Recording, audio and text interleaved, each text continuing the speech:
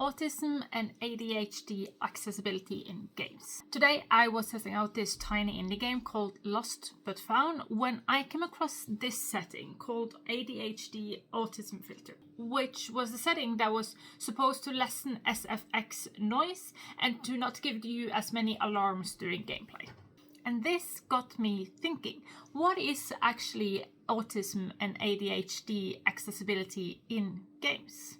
This is not the first game I have seen having accessibility aimed at that part of the neurodivergent community. The most noticeable I know about is Assassin's Creed Shadows, that gives you dialogue setting tone tags in the subtitles that sort of helps you know what emotion is behind the spoken words. This can help people who has autism, who struggles to read emotions on people's faces, but it can also help people who are deaf or hard of hearing or playing the game without sound, or people who are playing in a different language from the language they know. Example, I play this game in Japanese. I do not know Japanese, so it's hard for me to understand from the tone of the language what they were actually trying to say.